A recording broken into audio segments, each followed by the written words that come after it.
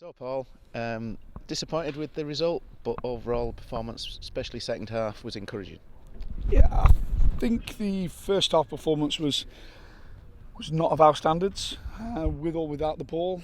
Got to grips with it second half, um, but overall a disappointing day. I think something that we've got to learn from and bounce back on Tuesday.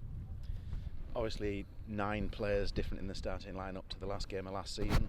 I mean, I know it's always trotted out as an excuse. The players have got time to gel, but it is reality, isn't it? Yeah, it is. Look, the realities are that some of the players I've known for days. Some of the players have probably a little bit longer, a week. People like Addy, just over a week now. Dan Cockline's come on. He's not played a game of football all pre-season. It's not ideal. It's something we've just got to get on with. We've had a good chat in there, a positive chat about a learning curve. We've come against a team today that I think are definitely going to be in that top 3.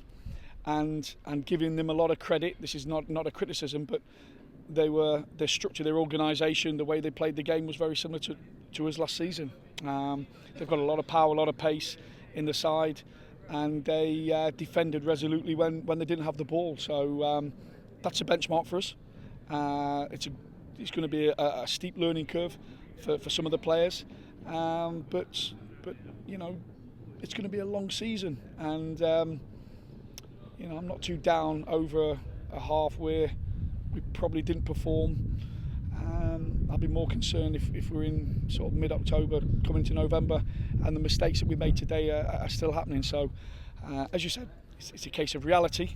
This group's been basically thrown together overnight, and which isn't ideal, but we've got to improve. We've got to show a different kind of mindset if we're going to progress from last season. Plenty of positive second half, though. Well, look, if you look at the stats, the amount of times we put the ball in the box, we played a lot of the football in Dagenham's half or their third.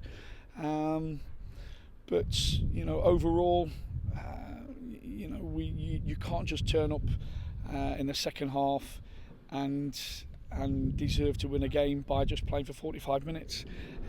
Like I say, it's been a huge learning curve, and I'm glad it's happened today rather than you find out about your players in 6-7 weeks time. There's problems to solve, but that's just part and parcel of the job, and I'm going to get my head down, work extremely hard to try and make us better at what we do, and to get a better understanding as the group as a whole. Who stood out for you today, if you don't mind naming individuals? I thought Moussa Dior in the second half was, when people look at the basics, and what I told the boys today was, let's do the basics really well, because I thought that's what Dagenham did today. And typical John Still side, they were structured, they were organised, power and pace all over the place. But Moussa, as a defender, doing the basics was exceptional. And I look at him and set him as a benchmark when we come in, because he knows his strengths, he knows his weaknesses, and at this level of football, it's not rocket science to get promoted, and he's one that I think was a bit of a shining light today, especially when the big centre forward came on and Moussa came into his own. What that needs to do now, that needs to rub off on some individuals. It's their understanding of this league now that is key. We haven't got bad players.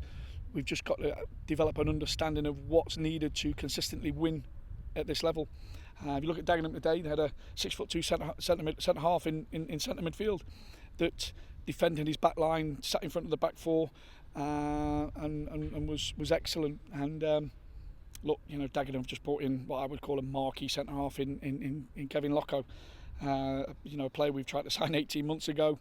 And that's, those are the differences, just an understanding, that quality, that calibre of footballer sometimes, and that galvanising of the unit. And, you look at John, he's kept the nucleus of his side, added some very good players in the close season, and I think that's what will make them title contenders this year. We've got to now play catch-up in our mentality, Russ, and the quicker we can do that, the better, because we want to be on the shoulders of the teams that are up there. 2 home games now to come. How you see those 2? Well, we've got to be positive, and sometimes after you lose a football match, you see the true player, you see the true person, and it's very easy to mope about. And I could sit here and pick fault with the performance, but what we need to do, we need to be focused, we need to have an understanding, and we need to learn from today and take it forward. There's a lot of things that wasn't fluid in our game in the first half. There were some good things in the second half, and with the group, going back to the earlier parts, is that we need that understanding, we need that structure with the ball and without the ball that probably wasn't there today, and that's something we can work on and improve on. Thank you very much. Thank you.